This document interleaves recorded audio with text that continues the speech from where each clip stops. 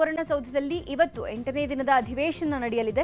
ಅಧಿವೇಶನದಲ್ಲಿ ಇಂದು ಸಿಎಂ ಸಿದ್ದರಾಮಯ್ಯ ಉತ್ತರ ಕರ್ನಾಟಕಕ್ಕೆ ಬಂಪರ್ ಕೊಡುಗೆ ನೀಡೋಕೆ ಮುಂದಾಗಿದ್ದಾರೆ.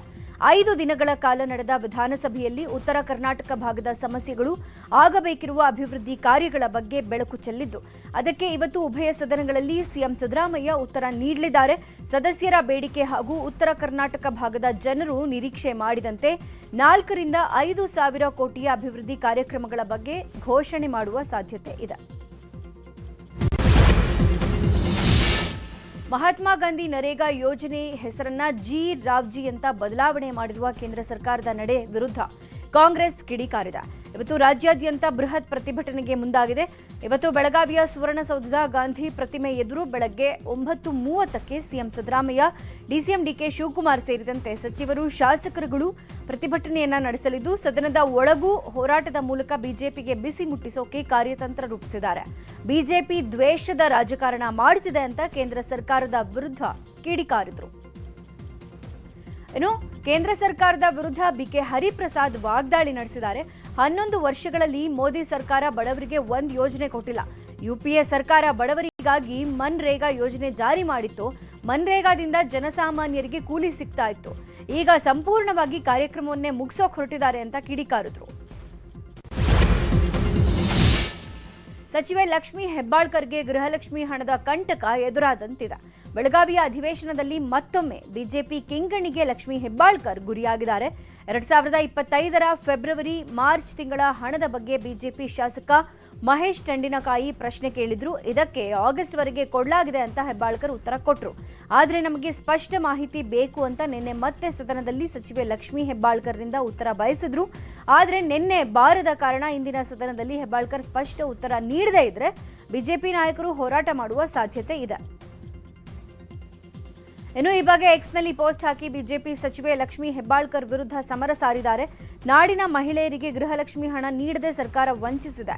ಗೃಹಲಕ್ಷ್ಮಿ ಹಣದ ಕುರಿತು ಸದನಕ್ಕೆ ಮಾಹಿತಿ ನೀಡಬೇಕಾದವರು ಕಾಣೆಯಾಗಿದ್ದಾರೆ ಅಂತ ಬಿಜೆಪಿ ಟೀಕೆ ಮಾಡಿದೆ.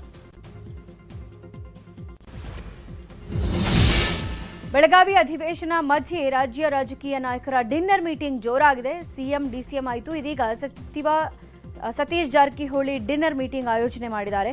ಸಿಎಂ ಸಿದ್ದರಾಮಯ್ಯಗೆ ಸಚಿವ ಸತೀಶ್ ಜಾರಕಿಹೊಳಿ ಆಹ್ವಾನ ಕೊಟ್ಟಿದ್ದು, ನಾಳೆ ಔತಣಕೂಟ ಏರ್ಪಡಿಸಲಾಗಿದೆ. ರಾಜ್ಯದಲ್ಲಿ ನಾಯಕತ್ವ ವಿಚಾರ ಚರ್ಚೆ ಆಗ್ತಾ ಇರುವ ಬೆನ್ನಲ್ಲೇ ಉಭಯ ನಾಯಕರ ಡಿನ್ನರ್ ಮೀಟಿಂಗ್ ತೀವ್ರ ಕುತೂಹಲ ಮೂಡಿಸಿದೆ. ಬೆಳಗಾವಿಯಲ್ಲಿ ದಲಿತ ಉದ್ಯಮಗಳ ಕುಂದುಕೊರತೆ ಬಗ್ಗೆ ಸಭೆ ನಡೆಸಲಾಗಿದೆ. ನಗರದ ಖಾಸಗಿ ಹೋಟೆಲ್ನಲ್ಲಿ ಸಚಿವ ಸತೀಶ್ ಜಾರಕಿಹೊಳಿ ನೇತೃತ್ವದಲ್ಲಿ ಸಭೆ ನಡೆದಿದ್ದು, ದಲಿತ ಉದ್ಯಮಿಗಳ ಸಮಸ್ಯೆ ಪರಿಹಾರದ ಕುರಿತು ಚರ್ಚೆ ಮಾಡಲಾಗುತ್ತೆ. ಪಕ್ಷಾತೀತವಾಗಿ ಸಮುದಾಯದ ಮಂತ್ರಿಗಳು, ಶಾಸಕರು, ದಲಿತ ಉದ್ಯಮಿಗಳು ಭಾಗಿಯಾಗಿದ್ರು.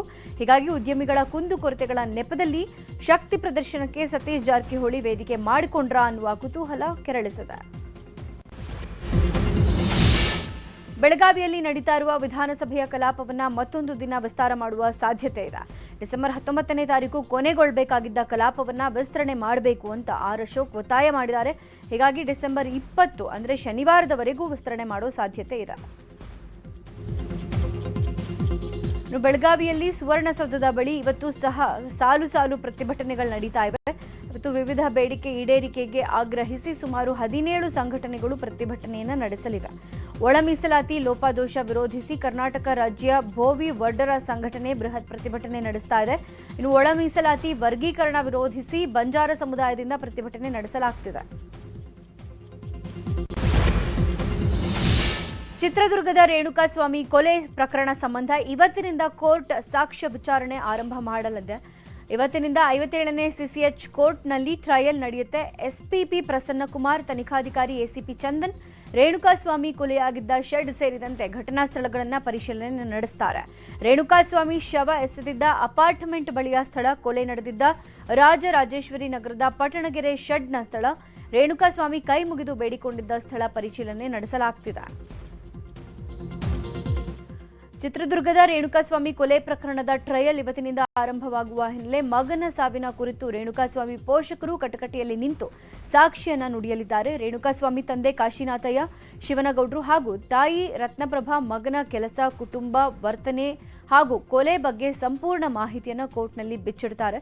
57ನೇ ಸೆಷನ್ಸ್ ಕೋರ್ಟ್ನಲ್ಲಿ ಕೊಲೆ ಪ್ರಕರಣದ ಟ್ರಯಲ್ ನಡೆಯಲಿದ್ದು ನ್ಯಾಯಾಧೀಶ ಐಪಿ ನಾಯಕ್ ಅವರು ಸಾಕ್ಷ್ಯಗಳ ವಿಚಾರಣೆಯನ್ನು ನಡೆಸ್ತಾ ಇದ್ದಾರೆ.